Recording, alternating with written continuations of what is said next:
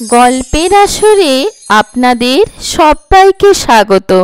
আজ আমি আপনাদের পাঠ করে শোনাচ্ছি বাণী বসুর লেখা গল্প গোলাপি ঘর। আজকের গল্প গোলাপি ঘর। আমরা খুব দুষ্টুমি করলে আমাদের মা একটা অদ্ভুত ধরনের ভয় দেখাতেন আমাদের। ধরুন কিছুতেই আমাদের দস্যিগিরির সঙ্গে পেরে উঠছেন না। স্কুলের টাস্ক করেছি আধখামচা, কোনো কথা শুনছি না।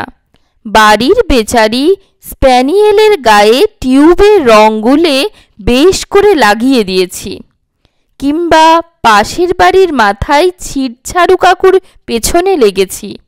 ঝাড়ু কাকু রেগে মেগে নালিশ করছেন, আর আমরা একটুও অনুতপ্ত না হয়ে হাসাহাসি করছি।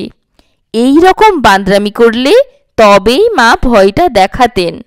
হঠাৎ আমাদের দিক থেকে চোখ ফিরিয়ে নিলেন, মুখটা ওপরে তুলে ধরলেন, যেন শূন্যে। ঘরের মধ্যেই কেউ আছে, যে মায়ের কাছে দৃশ্য কিন্তু আমাদের কাছে অদৃশ্য। হ্যাঁ হ্যাঁ আসছি, হ্যাঁ এবার আর দেরি নয়, একটু অপেক্ষা করো, জিনিসপত্রগুলো সুটকেসে ভরে নি। কি বললে, দরকার হবে না? একটু ম্লান হাসি। তারপর, অবশ্য আমার যা যা লাগবে সেসব তো তুমি দেবেই। কেন বিশ্বাস করব না? আরে হ্যাঁ ঠিক আছে, হ্যাঁ ওই সময়েই ভালো। নিশ্চয় ফিরবো না। ফিরবো কেন? লেজা মুড়ো কিছুই বুঝতে পারতুম না, ঠিক যেন একটা টেলিফোনে কথা হচ্ছে। লেজের দিকেরগুলো শুনতে পাচ্ছি, কিন্তু মুড়োর দিকটা পাচ্ছি না, যতই কান খাড়া করি। আমরা একেবারে জড়সড় হয়ে যেতুম, ভয়ে সিটিয়ে যেতুম। তারপরে মা উঠে দাঁড়াবেন, চারদিক তাকাবেন, যেন কিছুই দেখতে পাচ্ছেন না। আমাদের ওপর দিয়ে চোখ চলে যাবে, অথচ আমাদের দেখবেন না, যেন এই ঘরের মধ্যে একটা অন্য ঘর জেগে উঠেছে, অন্য পৃথিবী। মা চলতে আরম্ভ করবেন, যেন ঘুমের মধ্যে চলছেন। এইবারে ভয়ে আমাদের আত্মারাম খাঁচা ছাড়া হতে থাকবে। দুজনে দুদিক থেকে ছুটে গিয়ে মাকে শক্ত করে জড়িয়ে ধরব। কোথায় যাচ্ছ? ও মা, কোথায় যাচ্ছ? আমাদের নিয়ে যাও। কিন্তু ওখানে তো তোমাদের যেতে দেবে না, মা বলবেন, যেন কেমন ঘোর লাগা গলায়। তাহলে তুমি যেও না, তুমি যাবে না, কিছুতেই না। কিন্তু তোমাদের তো আর আমাকে দরকার নেই। কি করা উচিত না উচিত, কি খাবে না খাবে, কি রকম ব্যবহার করবে না করবে, সবই তো তোমরা জেনে গেছো। তাছাড়া তোমরা তো আমাকে ভালোবাসছো না। আর যেসব ছেলেমেয়েরা মাকে ভালোবাসে, তারা মা যা ভালোবাসেন সেই সব করে, যা বলেন তাই। যদি নিজেদের ভালো না লাগে তাও, শুধু মা খুশি হবেন বলে। আমরাও তাই করব, তুমি যা বলবে তাই। আমাদের যদি লক্ষ্মী হতে ভালো না লাগে, তাও লক্ষ্মী হব। ঝাড়ু কাকার কানের কাছে ঠোঙা ফাটাবো না, ভুলুর গায়ে রং দেব না। দাদার চোখ ছলছল, আমার চোখ জ্বালা করছে কান্নায়। মা যেন হঠাৎ ঘুম থেকে জেগে উঠবেন। হ্যাঁ, আজ যেতে পারছি না। না না, ওরা লক্ষ্মী ভালো হয়ে যাবে বলছে, শুনতে পাচ্ছ তো? হ্যাঁ যাবো তো বটেই, আরও কিছুদিন অপেক্ষা করো, ওদের এখনো আমাকে দরকার বলছে, ওরা কথা দিচ্ছে। আচ্ছা এবারটি ওদের মাফ করো। এরপর মা আবার আগের মা, আমাদের সঙ্গে খেলছেন, আলী বাবার গল্প বলছেন, গান করছেন। এই সব সময়ে মা আমাদের বুকে জড়িয়ে ধরতেন, এমন শক্ত করে যেন মা নয়, আমরাই কোথাও চলে যাব বলে ভয় দেখিয়েছি। কেমন গা ছমছম করত, কিন্তু বুঝতে পারতুম মা আমাদের চারপাশ থেকে ঘিরে আছেন, যেন গরম পশমের কম্বলের মতো ওমওয়ালা সেই ভালোবাসা, নিবিড় নিখাদ। আর সেই সময়গুলোতে আমরা যেন মায়ের হয়ে যেতুম, একলা মায়ের, আর কারও নয়। অনুভব করতুম মায়ের অন্তত দুশ্চিন্তা, অন্তত উষ্ণতা, গভীর আবেগ। সমস্ত জিনিসটা যেন বাস্তব জগতের নয়, কোনো ভাব জগতে ঘটছে, একেবারেই বিমূর্ত। অন্যান্য সময়ে শত কৌতূহল সত্ত্বেও কিন্তু আমরা এ ব্যাপারটা নিয়ে মায়ের সঙ্গে স্পিকটি নট। যদি আবার মনে পড়ে যায়, যদি আবার সেই রকম, না, একেবারেই না। কিন্তু নিজেদের মধ্যে জল্পনা চলত মাঝে মাঝেই। কার সঙ্গে মা কথা বলেন বলতো? নিশ্চয়ই বন্ধু টন্ধু হবে, ম্যাজিক জানে, তাই অদৃশ্য হয়ে থাকতে পারে। কিন্তু আমরা তো ওর গলা কথা কিছুই শুনতে পাই না। দাদা বিজ্ঞের মতো বলতো, আমরা ছোট তো, আমাদের কান মায়ের মতো নয়, বড় হলে কানের জোর বাড়বে, তখন ঠিক শুনতে পাবো লোকটার গলা। কিন্তু তুই ধরে নিচ্ছিস কেন ওটা একটা লোক, মেয়ে নয়? এ কথার জবাব আমরা কেউই দিতে পারতুম না। যেমন যেন মনে হতো ও বিরাট কেউ, শক্তিমান, লম্বা চওড়া, মেয়েরা অমন হয় না। একদিন কিন্তু দাদা মুখ কালি করে স্কুল থেকে ফিরল। একটা কোণে আমাকে ডেকে নিয়ে গিয়ে চুপি চুপি বলল, আমি জেনে গেছি। কি? মা কার সঙ্গে কথা বলেন? কে? আমার গলা কাঁপছে। মৃত্যুর দেবতা যম। ঝগড়া টগড়া ভুলে আমরা দুজন দুজনকে আঁকড়ে ধরলুম। কিন্তু এই মৃত্যুর দেবতা কি মানুষের সঙ্গে কথা বলে, বলতে পারে? বলে বলছে। সাবিত্রী বলে একজন মেয়ে আর নচিকেতা বলে একটা ছোট্ট ছেলের সঙ্গে বলেছে। আজই স্যার সেই গল্প করছিলেন আমাদের ক্লাসে। ভয়ে আমরা আধমরা। যদি যমরাজের সঙ্গে মায়ের এতই জানাশোনা, যখন তখন কথা বলা বলে সম্পর্ক, তবে তো যে কোনো মুহূর্তে মা ওর কাছে চলে যেতে পারেন। ও ডেকে নিয়ে যেতে পারে মাকে। কিছু একটা আমাদের করতেই হবে, আটকাতেই হবে। ঠিক আছে, মা বিরক্ত হন এমন কিছু আর আমরা করব না, ভালো হয়ে থাকব। চলে কিছুদিন, তারপর একদিন আবার সব গন্ডগোল হয়ে যায়। আমার হাতে দাদার চুলের মুঠি। দাদা আমাকে বেধড়ক মেরে যাচ্ছে, আমি ওকে আঁচড়ে দিচ্ছি, ও আমাকে কামড়ে দিচ্ছে। মা আমাদের ছাড়াবার চেষ্টা করছেন। মিঠু, মিঠু, চুল ছেড়ে দাও, ছেড়ে দাও বলছি, তোমার দাদা হয় না? কান বলে দিচ্ছি দাদার। রনি, ছি ছি, অমন করে মারছো কেন? মিঠু তোমার ছোট বোন না? তোমরা কি বাচ্চা না রাক্ষস? কিন্তু তখন দুজনেরই মাথায় রাগ চড়ে বসে আছে। থামবো না, আমরা কিছুতেই থামবো না। এমন সময় দেখি মা নিথর হয়ে যাচ্ছেন, ছেড়ে দিয়েছেন আমাদের, মুখ ওপর দিকে উঠে যাচ্ছে, চোখে নির্লিপ্ত দৃষ্টি। কেন? কেন আমার ছেলে মেয়ে এত নিষ্ঠুর? কেন ওরা এত মারামারি করে? বলো, বলো আমাকে, বলো। ও বুঝেছি, ওরা আমায় ভালোবাসে না। ভাই বোনকে, বোন ভাইকে, কেউ কাউকে ভালোবাসে না। কিন্তু কেন? আমি তো ওদের মা, মা কি ভালো না বাসা? কিছু যেন শুনলেন, তারপর বললেন, ও বুঝেছি, মাটা কিছুতে কিছু আসে যায় না।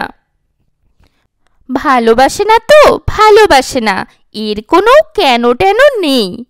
যাব, কিন্তু ওদের ওপর আমার কিছু কর্তব্য তো এখনো রয়ে গেছে। আমি তাড়াতাড়ি বলে উঠলুম, মা, তুমি কার সঙ্গে কথা বলছো? আমার গলা কাঁপছে। ওসব তোমরা বুঝবে না। দাদা গোয়ারের মতো বলল, আমি জানি, আমি বুঝি। কি বুঝিস? মায়ের গলায় কি সামান্য কৌতুক। তুমি যমের সঙ্গে কথা বলো, দিন রাত ও তোমায় ডাকাডাকি করছে, আর তুমি চলে যেতে চাইছো, মানে মরে যেতে চাইছো। খারাপ মা, বিচ্ছিরি মা। বলতে বলতে দাদা ভ্যাঁ করে কেঁদে ফেলে। আমিই বা বাকি থাকি কেন? ফুপিয়ে ফুপিয়ে কাঁদতে থাকি। দেখি মা যেন অস্বস্তিতে পড়েছেন, ঘাবড়ে গেছেন। আরে না না, কে বলেছে তোদের ওটা জম? দূর, একদম ভুল। ভুল না, আরও কিছু। ও তোমাকে নরকে নিয়ে যাবে, বিরাট কড়ায় গরম তেলে ছ্যাঁক ছ্যাঁক করে ভাজবে। শুদ্ধ শুদ্ধ আমরা দুষ্টুমি করেছি বলে। বাজে লোক, বদমাস। সে কি রে, ও আমাকে ঠিক তোদেরই মতো ভালোবাসে, নরকে নিয়ে যাবে কেন? নরক বলে কিছু আছে নাকি? যত ভুলভাল ভাবছিস। তাহলে কোথায় কোথায় নিয়ে যাবে তোমায়? মা যেন দেওয়াল ভেদ করে অন্য কোনো দেওয়ালের দিকে তাকিয়ে আছেন, ধ্যানস্থ। ঠোঁট দুটো একটু ফাঁক, ভারী নরম একটা হাসির মতো কিছু খেলা করছে ঠোঁটে। গোলাপি ঘর। গোলাপি ঘর কোথায়? আমরা আশ্চর্য হয়ে সমস্বরে বলি। কোথায় তা জানি না, জানার দরকারও নেই। ঘরটা আগাগোড়া গোলাপি, ব্যাস। খুব বড়ও নয়, খুব ছোটও নয়। ইচ্ছে করলে তোমার দরকার মতো বাড়িয়ে নিতে পারো, কিংবা কুঁচকে ছোট্টও করে নিতে পারো। ছোট্ট সুন্দর ঘরখানা, একদিকে একটা সিঙ্গল খাট, তাতে গোলাপি চাদর, গোলাপি বালিশ, আর জানলা দরজায় পর্দাগুলো গোলাপি, কিন্তু একটু গাঢ়। ধরো ম্যাজেন্টা ম্যাজেন্টা। মেঝেতে একটা গোলাপি কার্পেট, তাতে গাঢ় গোলাপির ফুল লতাপাতা বোনা। চেয়ার টেবিল, সেগুলোও গোলাপি? না, সেগুলো গোলাপি নয়, তবে এমন চকচকে আয়নার মতো পালিশ যে ঘরের সব গোলাপির ছায়া পড়ে পড়ে গোলাপিই মনে হয়। আর আছে একটা ম্যাজেন্টা শেডওয়ালা টেবিল বাতি, জ্বাললে এত সুন্দর হয়ে যায় না ঘরখানা। চমৎকার একেবারে। মার মুখে দিব্য আলো। কি করে খাবে ওখানে? কোনো ব্যাপারই না, ছোট্ট একটা রান্নাঘরও তো আছে। সেখানে গোলাপি উনুনে ভাত, ডাল আর একটা সেদ্ধ কিছু করে নেব। তারপর গোলাপি কাঁচের প্লেটে করে খেয়ে নেব। তোরা তো জানিস আমার তোদের মতো খাওয়ার ল্যাঠা নেই। আর মাছ আর উচ্ছে, আমি বলে উঠি। আমার চোখ এইবারে চিকচিক করছে। মা যে আমাদের বিচ্ছিরি লাগা এই দুটো জিনিস ভীষণ ভালোবাসেন, তার কি হবে? সে যদি ইচ্ছে হয় ঠিক এসে যাবে, মা নিশ্চিন্তে উত্তর দেন। আমরাও যাব মা, আমাদেরও নিয়ে চলো, আমাদেরও। গোলাপি ঘরের স্বপ্নে বন্ধ হয়ে আমরা বলি, কিন্তু ওখানে তো ছোটদের। ছোটদের কেন, কাউকেই নিয়ে যাওয়া যায় না। ও ঘর শুধু আমার, একা আমার। ওখানে কোনো ভাবনা চিন্তা নেই, দুঃখ নেই, ভয় নেই। খালি গান, নদী, পাহাড়, জঙ্গল, সবুজ মাঠ। এইবারে ধরে ফেলেছি। আমাদের সঙ্গে চালাকি না? বলি, এই যে বললে একটা ছোট্ট ঘর, ওর মধ্যে পাহাড়, জঙ্গল, মাঠ, নদী, এসব ধরবে কি করে? সব মিছে কথা। মায়ের অঙ্গ থেকে এখন রহস্য ঝরে ঝরে পড়ছে, মুখে একটা আবিষ্ট হাসি। বললেন, বুঝতে পারছিস না মিঠু? ওইটাই তো ম্যাজিক ঘরটার। তুমি যা যা চাও, যা যা ভালোবাসো, সব ওখানে পাবে। আমরা যখন বড় হয়ে যাব, অনেক বড়, তখনও ওখানে যেতে পারবো না? নিশ্চয়ই পারবি, কিন্তু সেটা অন্য ঘর। ধর আকাশ নীল, কিংবা কচি কলা পাতা, বা পেস্তার মতো সবুজ, হাতির দাঁতের মতো, বা খুব হালকা বেগুনিও হতে পারে। কিন্তু গোলাপি ঘরটা শুধু আমার, একা আমার। ওই রংটা আমার নিজস্ব রংটা, আর কোথাও লাগানো যাবে না। ওই ঘরটাতেও কাউকে নিয়ে যাওয়া যায় না। ছেলে মেয়েকেও না? না। আমরা বিমর্ষ মুখে চুপ করে যাই। একটু পরে মিয়ানো গলায় জিজ্ঞেস করি, ও লোকটা কে, যার সঙ্গে তুমি কথা বলো? কিন্তু যতবার জিজ্ঞেস করি, মা শুধু আমাদের বুকের মধ্যে টেনে আদর করেন, চুমো খান, উত্তর দেন না। আজ এতদিন পর, বহু রুক্ষ বছর ভয়ঙ্কর লড়াই, ভয়ঙ্করতম যন্ত্রণা, একটা গোটা জীবন ভর্তি বিদ্বিষ্ট মুখপ্রবাহ এবং প্রাণ অবশ করা লাঞ্ছনার মধ্য দিয়ে পথ চলবার পর, মা যখন আর ইহজগতে নেই, যখন আমি আমার সেই নীল ঘরটা পেয়ে গেছি, আকাশের মতো নীল, ঠিক যেমনটি মা বলেছিলেন, যখন জেনে গেছি এই ঘর ইচ্ছে করলেও কারো সঙ্গে ভাগ করে নেওয়া যায় না, তখন অর্থাৎ এখন বুঝতে পারি মা কার সঙ্গে অমন কাতর ভরসায় কথা বলতেন। দেবতা ঠিকই, কিন্তু মৃত্যুর মনে হলেও মৃত্যুর নয়, জীবনের। গোলাপি ঘর গল্পটি এখানেই শেষ হচ্ছে। আশা করছি আপনাদের গল্পপাঠ ভালো লেগেছে। গল্পপাঠ ভালো লাগলে লাইক করবেন, আপনাদের পরিচিত গল্প প্রেমীদের সাথে শেয়ার করবেন, আর অবশ্যই চ্যানেলটি সাবস্ক্রাইব করে বেল আইকনটি প্রেস করে দেবেন এই ধরনের আরও অনেক গল্প শোনার জন্য। ধন্যবাদ।